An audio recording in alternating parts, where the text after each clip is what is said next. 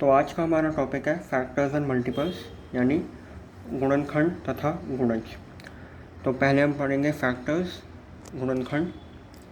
Factor is a number that leaves no remainder when divided by some specific number.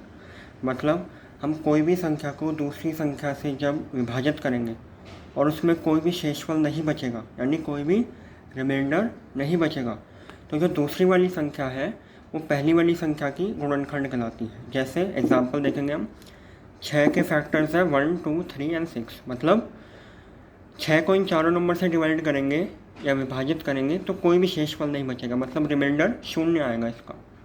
अब इसको कुछ ज़रूरी बातें। 1 is a factor of all numbers, मतलब एक सभी संख्याओं का गुणनखंड है। जैसे इसमें देखें आप, 12 को हम लिख सकते हैं 1 इंटू 12, 14 को 1 इंटू 14। तो इसमें 1 सबका फैक्टर है। ऐसी दूसरी बात, a number is factor of itself, मतलब एक संख्या स्वयं की भी गुणनखंड होती है।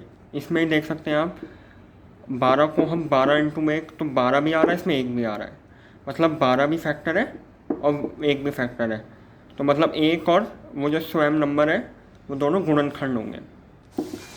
अब पढ़ते हैं दूसरा topic, common factors. Common factors मतलब उभयनिष्ठ गुणनखंड। ये कौन सा नंबर है?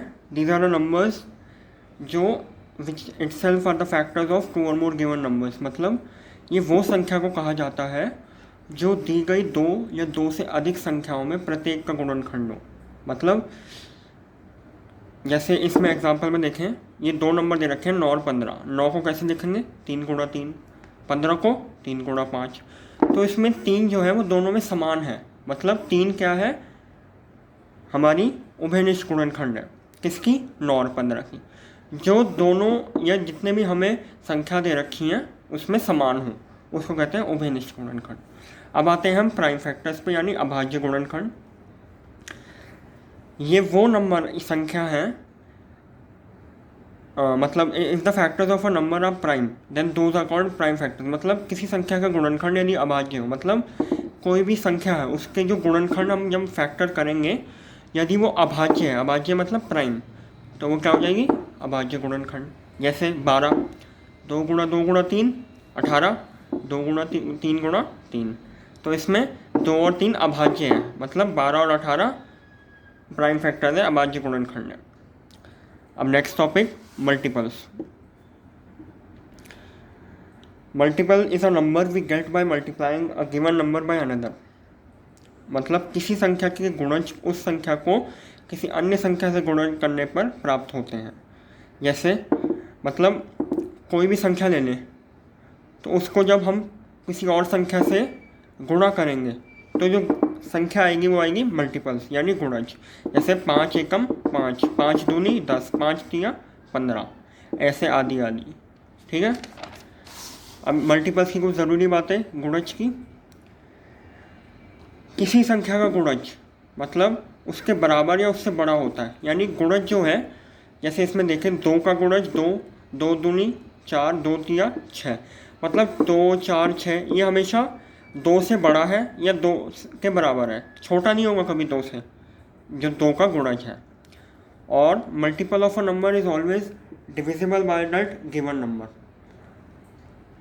मतलब जैसे किसी संख्या का गुणज है वो उस संख्या से हमेशा पूर्णतः विभाजित होगा। जैसे 2 को हम 2 से करें तो शेषफल नहीं बचेगा, 4 को हम 2 से करें शेषफल नहीं बचेगा, 6 को 2 से करें शेषफल नहीं बचेगा, इसलिए पूर्णतः विभाजित होता है। अब नेक्स्ट टॉपिक है कॉमन मल्टीपल्स, यानी उभयनिष्ठ गुणज। It is a number which is the multiple of 2 और मोर गिवन नंबर्स। मतलब कोई संख्या 2 या 2 से अधिक संख्याओं का उभयनिष्ठ गुणज कहलाती है यदि वह प्रत्येक संख्या का गुणज हो। जैसे हमने पढ़े थे उभयनिष्ठ गुणनखंड, यहाँ पे उभयनिष्ठ गुणनखंड कॉमन फैक्टर्स, ऐसे ही यहाँ पे कॉमन मल्टीपल्स उभयनिष्ठ गुणज। तो इसमें जैसे 2 के हम गुणज देखेंगे, 2 एकम 2, 2 दूनी 4, 2 तिया 6, 2 चौका 8, 2 पाँचा 10, ऐसे। तो इसमें ये सारे हो गए। और 3 के ये सारे हो गए, 3, 6, 9, 12, 15। 3 को जब 1 से गुणा करेंगे, 2 से, 3 से, 4 से, 5। तो इसमें समान देखो कौन कौन से हैं। 6 समान है दोनों में, 12 समान है दोनों में।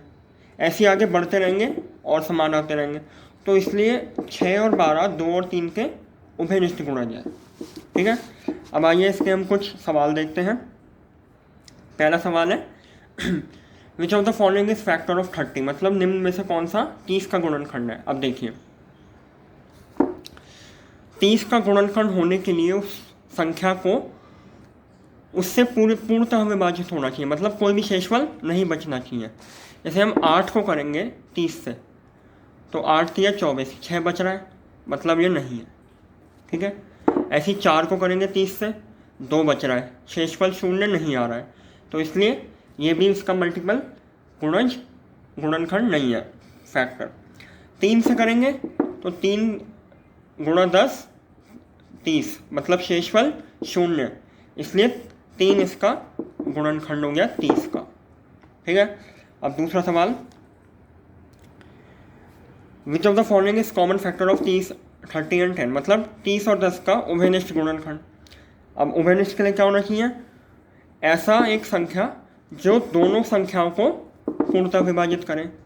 8 नहीं करेगी 30 और 10 को, शेषफल बचेगा 5 5 दोनों को कर देगी, जैसे 5 गुणा 6 30, तो 0 आ गया शेषफल। इसमें 5 गुणा 2 10, तो शेषफल 0, इसलिए 5 इसका उभयनिष्ठ गुणनखंड। अब देखते हैं तीसरा सवाल which of the following is multiple of 12, यानी 12 का 12 का गुणज कौन है।